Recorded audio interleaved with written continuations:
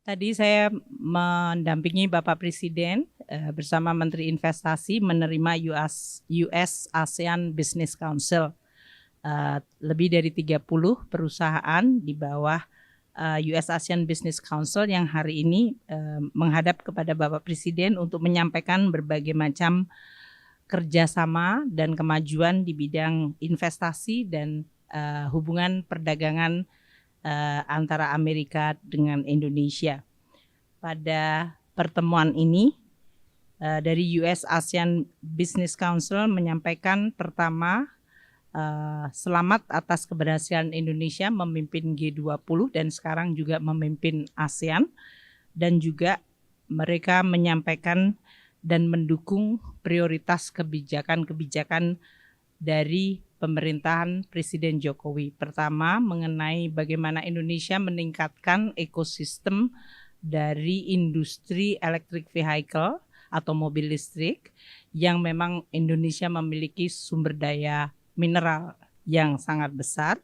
Yang kedua, bagaimana Indonesia bisa juga mendapatkan fasilitas untuk masuk di dalam pasar electric vehicle di Amerika Serikat, dan bagaimana kita bisa meningkatkan peranan dan juga kemampuan untuk menarik investasi.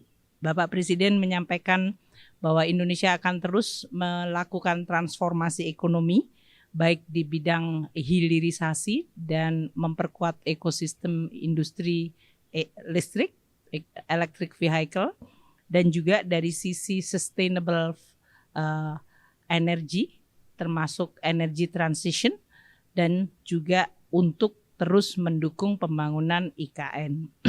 Dalam pertemuan ini, dari US ASEAN Business Council menyampaikan beberapa concern tertentu, seperti pertama di bidang industri energi, terutama oleh Exxon, BP. Mereka menyampaikan investasi dari kedua lembaga tersebut, Exxon, BP di Indonesia, baik di Tangguh maupun di Banyu Urip, menunjukkan perkembangan dan juga sekarang concern mengenai climate change, di mana teknologi carbon capture menjadi penting. Pemerintah akan terus mendukung kebijakan-kebijakan untuk kemandirian dan ketahanan energi di Indonesia, dan sekaligus juga comply atau patuh terhadap komitmen climate change di Indonesia. Kemudian disampaikan oleh Boeing, FedEx, dan dalam hal ini makin meningkatnya peranan industri transportasi udara yang akan makin meningkatkan daya tarik Indonesia untuk investasi untuk Boeing, dan juga perlunya meningkatkan investasi dan kebijakan di dalam rangka untuk mendukung fasilitas perdagangan, terutama melalui infrastruktur digital yang makin tinggi.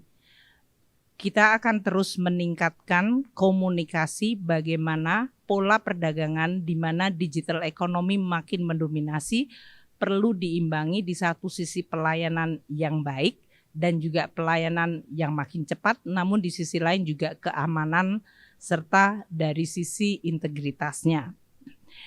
Bapak Presiden juga menerima pandangan dari hospitality industri seperti Marriott dan juga Airbnb, di mana mereka makin meningkatkan investasi di bidang perhotelan, mendukung prioritas yang disampaikan oleh Bapak Presiden, yaitu membangun tourism atau pusat-pusat pariwisata yang menjadi destinasi utama di Indonesia.